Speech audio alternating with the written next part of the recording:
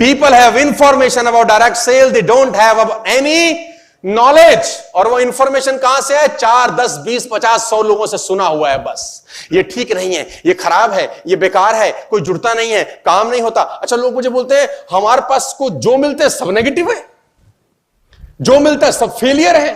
अच्छा, मुझे बताओ कि दुनिया के अंदर, हिंदुस्तान के अंदर फेलियर लोग ज्यादा हैं कि कामयाब? जोर से बोलो। दुनिया में फेलियर ज्यादा है कि कामयाब? हिंदुस्तान में फेलियर ज्यादा है कि कामयाब? मिलेगा कौन फिर ज्यादा? तो फिर काय को रोते हो कि फेलियर मिल रहा है? अरे जो ज्यादा होंगे वही तो मिलेंगे तुमको यार। कामयाब कम होंगे तो मिलेंगे कम, फेलियर ज्यादा होंगे तो मिलेंगे। ये बिजनेस कैसे खराब हो सकता है मुझे समझ में नहीं आया। किसी ने मुझे बोला धंधा ही खराब है तुम्हारा। मैंने बोला कैसे? बोला तुम्हारे जैसा कोई एक आध कमाता है बस, तुम ढोल बजाते रहो बस, सारे तुम्हारे पीछे नाचते हैं, पैसा पूसा नहीं आता इसमें। बोला शुरू वाले लोग पैसा कमा लेते हैं। आपको एक हाइपोथेटिकल सिचुएशन देता हूं, आप बताइए आपके लिए आसान था कि हमारे लिए आसान था?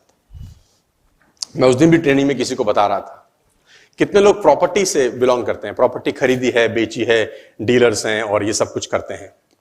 प्रॉपर्टी का काम किया है आप लोगों ने, ठीक है। अब आप चलिए 2005 में 2 मिनट के लिए मैं आपको मशीन में वापस लेके जाता हूं। 2005 और आपको एक 3 BHK बेचा जा रहा है। 2005 में आपको 3 BHK बेचा जा रहा है, जबकि 3 BHK अस्तित्व में नहीं है, पेपर पे बेच रहे हैं आपको। शुरू में तो ऐसे ही बेचा जाता है ना, सोसाइटी बनी नहीं है। आपको बोला जा रहा है कि 14th फ्लोर है सर आपका। आपने बोला कहां है 14th? बोला कागज पे है सर, और इसकी बालकनी में सामने स्विमिंग पूल व्यू मिलेगा सर आपको। बोला कहां है सर? बोले पेपर में है सर। और जैसे ही आप स्विमिंग पूल के लिए आप खिड़की खोलेंगे वहां लोग नहा रहे होंगे मस्त मस्त। बोला कहां है? बोले सर पेपर पे है सर। 14th फ्लोर, लिफ्ट खुली आपका, लिफ्ट के सामने आपका कमरा। बोले कहां है? बोले सर पेपर पे है सर।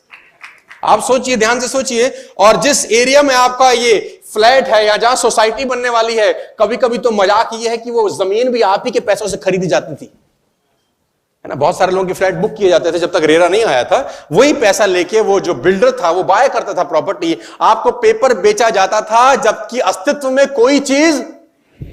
अच्छा मुझे बताओ, ये प्रॉपर्टी बाय करना उस जमाने में आसान होता था कि मुश्किल होता होगा जब कुछ दिख नहीं रहा? हां, तो मैंने 2005 में फ्लैट खरीदा 14वें फ्लोर पे, park facing, sea facing, swimming pool facing, जो कि एक्चुअली में कोई फेसिंग नहीं था। एक ट्रस्ट पे खरीदा, कीमत 40 लाख रुपए फॉर एन एग्जांपल, और 40 लाख रुपए का वो पेपर लेके मैं अपने घर आ गया और मैं अपने 5 दोस्तों को ले गया। 14th फ्लोर मैंने लिया है, सी फेसिंग। तो बोलते थे कहां है? पेपर पे। तो बोलते थे क्या कर रहे हैं? तो मैंने बोला तुझको भी खरीदना है क्या? बोला सी फेसिंग। और हम 2 दोस्त मिलकर तीसरे को लाते थे, उसको भी फ्लैट बेचते थे 40 लाख का। कहां बेचते थे? पेपर। और हम 3 लोग मिलकर चौथे को माल बेचते थे। कहां बेचते थे? और सबके सब माल कहां बेचे? आसान है कि मुश्किल है? मैं आपसे पूछना चाहता हूं।